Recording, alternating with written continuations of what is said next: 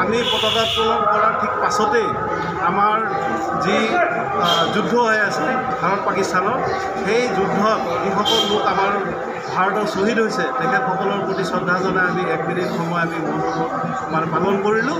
আৰু চৰকাৰী যিটো নিৰ্দেশ আহিছে সেইমতে আমাৰ যিহেতু বিহুখন 9, 10, 11 তাৰিখলৈকে আমাৰ উদযাপন কৰাৰ কথা আছিলে, সেইবাবে আমি নিৰ্দেশ মানি আমি অহা 11 তাৰিখৰ বিহুটি মানে বাতিল কৰিছোঁ। আৰু আমি সমূহ ৰাইজৰ পৰা আশীৰ্বাদ বিচাৰিছোঁ যাতে আমাৰ এই বিহুখন এইবেলিও আমাৰ আগৰ দৰে খুব সাফল্যমণ্ডিতভাৱে সমাপ্ত হয়। ধৰ পৰিৱেশ এটা আছে নিশ্চিতভাৱে, কিন্তু এইখিনি সময়ত সংগীত নহয়। আমি ভাৰতীয় সেনাৰ ওপৰত আমাৰ অত্যন্ত বিশ্বাস আছে, তেখেতসকলৰ ওপৰত যে আমাৰ ভাৰতীয় সৈন্য পৃথিৱীৰ ভিতৰত এটা বিশ্বৰ ভিতৰত এটা শক্তিশালী সেনা বাহিনী, আৰু তেওঁলোকৰ ওপৰত আমাৰ বিশ্বাস আছে।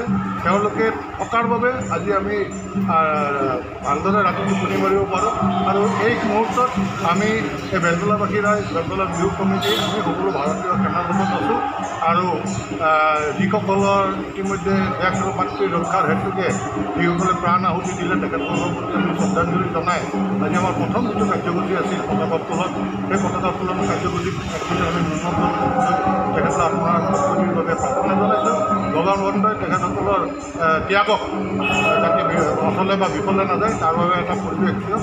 ভাৰতীয় সেনা বাহিনীৰ মনোবল অটুট থাকক আৰু পাকিস্তানৰ নিচিনা এক সন্ত্ৰাসবাদী ৰাষ্ট্ৰ এখনত যাতে বিৰুদ্ধে উচিত প্ৰত্যুত্তৰ দিয়ে, ইতিমধ্যে উচিত প্ৰত্যুত্তৰ দিছে।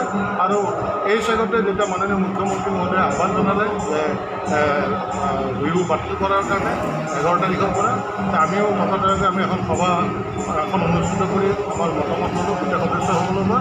আৰু সেইকাৰণে আমাৰ এই 3 দিনৰ কাৰ্যসূচীৰ আমি 3 নম্বৰ দিন 11 তাৰিখৰ কাৰ্যসূচীটো আমি বাতিল কৰিছোঁ। আমাৰ সেইসকল বীৰ যোদ্ধাৰ নামত আমি এই কাৰ্যসূচীটো বাতিল কৰিছোঁ। সাফল্যমণ্ডিতভাৱে আমাৰ এইখিনিকে কৰিলোঁ।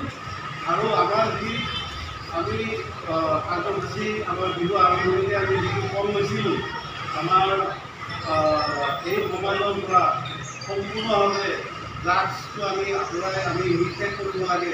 সেইমতে আমি 1 লাখ আমি লিফলেট আমি দিলাম বুলি ভাবিছোঁ। সেয়া যিহেতু কাৰ্যসূচী আমাৰ অহা 10 তাৰিখে আছে, আমি 10 তাৰিখে এই 1 লাখ আমাৰ ড্ৰাগছ বিৰোধী যিটো কাৰ্যসূচী, আমাৰ যিটো লিফলেট মানে বিতৰণ, সেই বিতৰণটো আমি ৰাতিপুৱাৰ পৰা আমি আৰম্ভ কৰিম। লগতে সজাগতা যি আমি কাৰ্যপন্থা আমি লৈছোঁ, এই সজাগতা সভা আমি ইয়াত অনুষ্ঠিত কৰাৰ উপৰিও, লিফলেট বিলোৱাৰ উপৰিও আমাৰ ওচৰ চুবুৰীয়া যিখিনি আমাৰ অঞ্চল আছে, সেই অঞ্চলসমূহৰ আমি ঘৰে ঘৰে গৈ আমি এই লিফলেট আমি বিতৰণ কৰিম বুলি আমি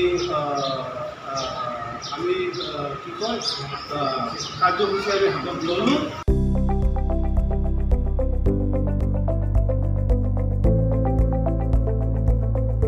NB নিউজ, সহজ সৰল ভাষাত নৱভাৰতৰ কথা।